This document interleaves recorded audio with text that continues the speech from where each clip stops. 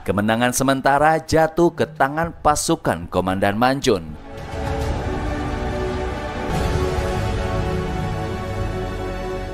Sepulangnya dari peperangan, Samul tidak dapat menahan diri dan mulai mengungkapkan identitasnya. Lalu ia melihat punggung Manchun penuh dengan luka, dan ternyata luka tersebut diakibatkan serangan prajurit suruhan Jenderal Yeon. Samul bukanlah orang pertama yang disuruh Yeon untuk mengincar nyawanya. Seluruh prajurit dijamu hidangan mewah, sedangkan para warga Ansi bergotong royong membakar ribuan mayat-mayat prajurit.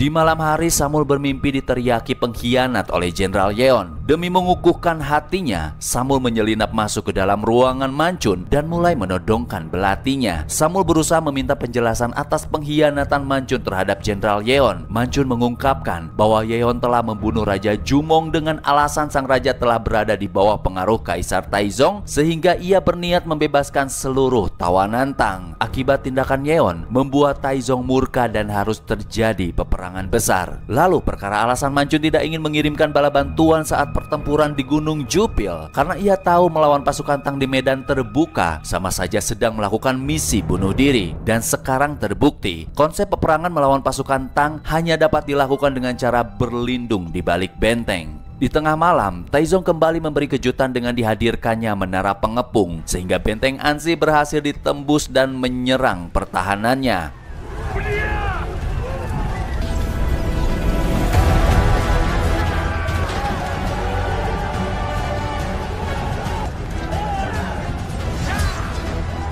Manchun malah terdiam mematung setengah melamun di saat menyaksikan prajuritnya bertempur di kawasan Ansi. Samul datang menyadarkannya. Barulah Manchun bergegas perintahkan prajurit mengeluarkan kantong minyak.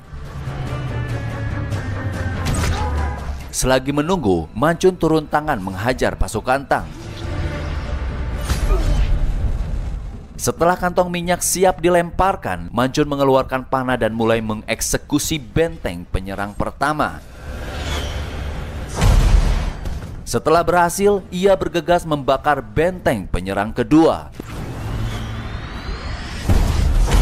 Untuk lanjut membakar benteng yang ketiga, Manchun harus menghabisi prajurit Tang terlebih dahulu. Ia hajar sepenuh tenaga, kemudian datanglah kesempatan membakar benteng yang ketiga. Lalu tidak lama Manchun berlari langsung membakar benteng yang keempat. Lanjut lagi benteng yang kelima, hingga tiba saatnya menghancurkan benteng yang terakhir. Tidak menyangka lesatan tombak nyasar mengenai Manchun yang dilakukan oleh si Panglima kuat dari pasukan Tang. Ia mendekat hendak mengeksekusi Manchun. Untungnya Samul tikam si Panglima dari belakang sehingga Manchun lolos dari maut.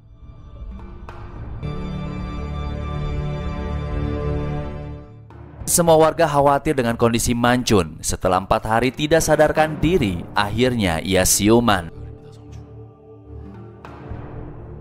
Samul mulai memahami kenapa Manchun memilih berkhianat. Kegigihannya mempertahankan Ansi adalah jawaban sesungguhnya.